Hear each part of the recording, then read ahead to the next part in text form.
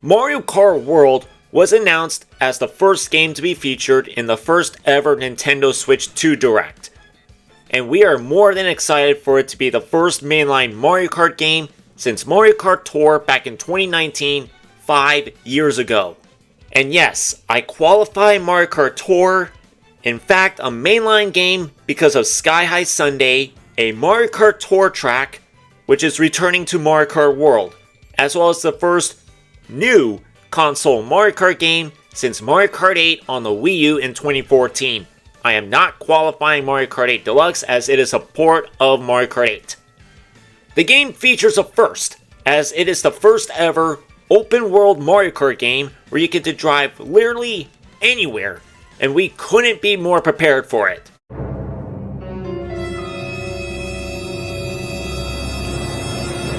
Oh, right. Yeah, prices can be a bit worrisome, but overall, minus the prices, there can be some pros and cons that can be expected with Mario Kart World, and I am here to discuss some of those pros and cons. First off, I'm going to talk about the pros. Some of the pros include new modes.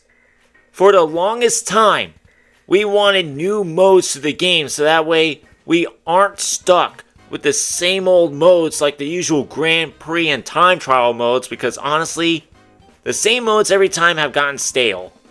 But we've got new modes like free roam and knockout mode. Mostly I'm excited for free roam. That means no more of this. Lakitu can finally take a break of catching us from breaking the rules. And with free roaming, you can take pictures, especially with your friends. Something that was pulled from Super Mario Odyssey, and quite honestly, this was a fantastic addition to the game. And how about that knockout mode, man?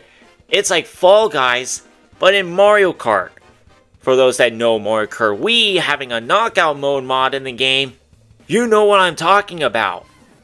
I've never played the mod in Mario Kart Wii, but since it's coming to Mario Kart World, this is bound to be one of the best modes that I've ever seen in a long time.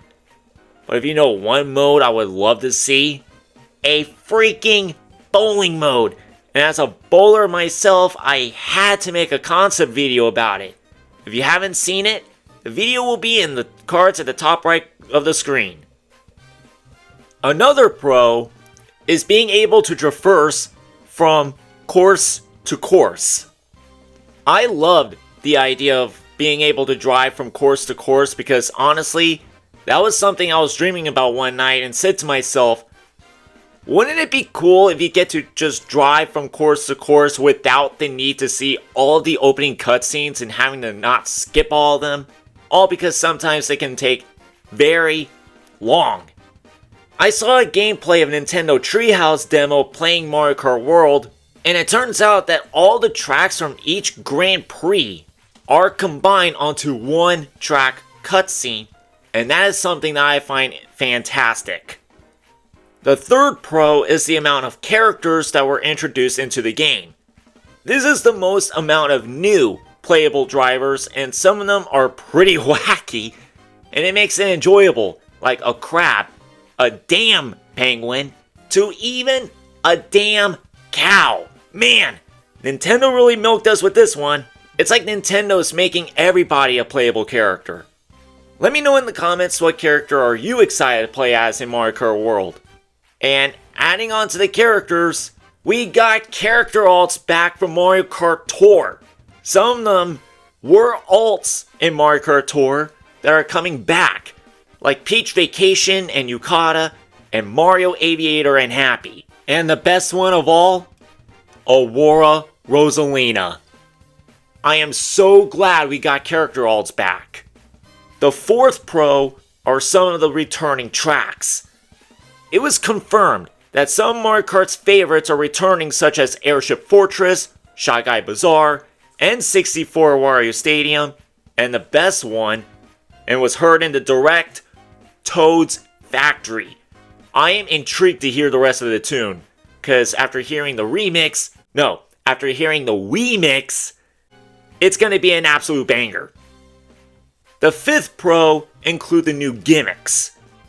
Now, some of the gimmicks from previous Mario Kart games look like that they have been either removed or replaced, such as gliding, which have been replaced by airplane wings, which I find airplane wings better than the gliders because the gliders just look goofy. Underwater driving was replaced by jet skis, which was a nod from that scene from the Mario movie. So glad they decided to go to that route. And little that you may not have realized that the tires actually change into skis, so you're driving a jet ski.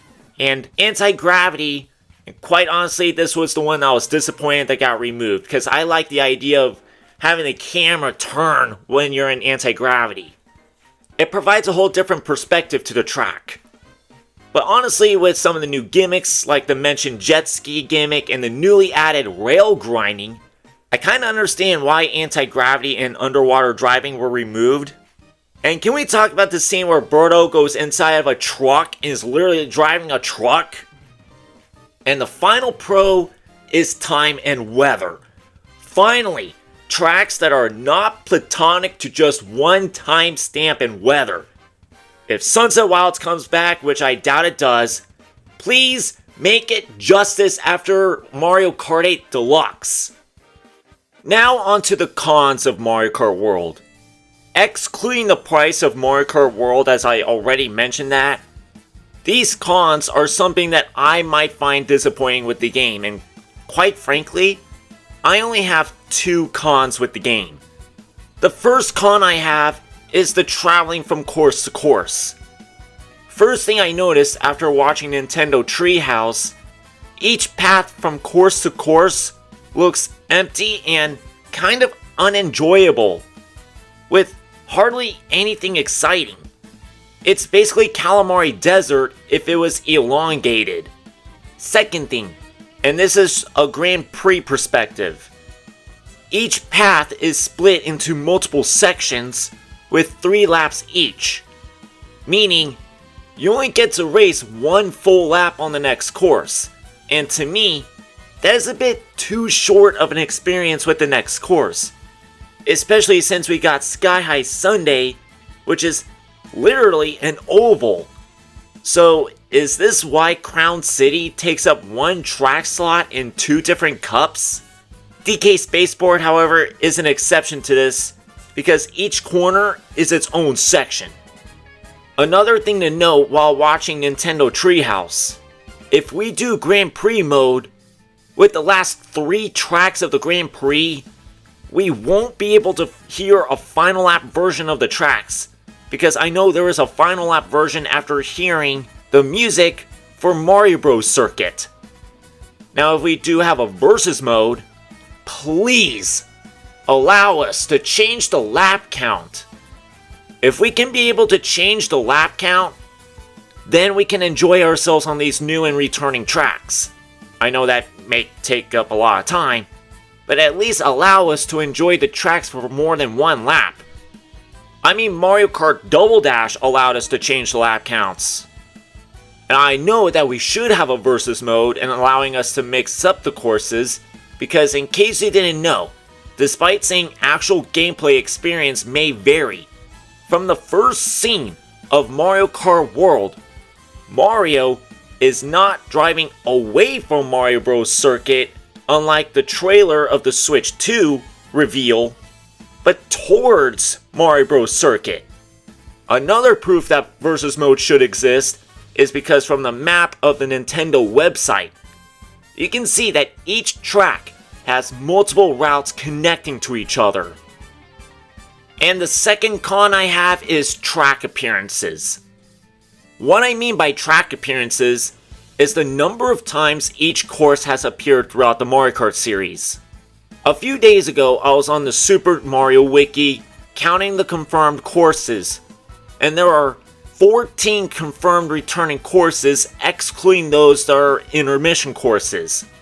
Those being SNES Mario Circuit, a fusion of the first 3 SNES Mario circuits, SNES Koopa Troopa Beach, a fusion of Koopa Beach 1 and 2, N64 Choco Mountain, N64 Wario Stadium, GCN Peach Beach, GCN Dino Dino Jungle, DS Airship Fortress, DS Desert Hills, DS DK Pass, Wii Toad's Factory, Wii Moo Moo Meadows, 3DS Shy Guy Bazaar, 3DS Wario Shipyard, and Tour Sky High Sundae. Some of these tracks are already retros in the series. Some of the other tracks that haven't been classic courses previously should deserve to be in Mario Kart World, with one of them being, let me think. A Mario Kart Tour track that never came to Mario Kart 8 Deluxe. Piranha Plant Pipeline. Some of the tracks shouldn't be here due to them either having more appearances or were recently added as classic courses in Mario Kart 8 Deluxe and Tour. Airship Fortress and the 3DS courses I am not including because of their fan base and returning to Tour for their first time as classic courses. Now if the game gets DLC added, though I doubt it because of the price of the game, then we may be able to see more courses over time. But until then, like I always say, it's Nintendo. What are you gonna do about it? So there you have it. Those are my pros and cons of Mario Kart World. Thank you so much for watching. Until next time, see ya!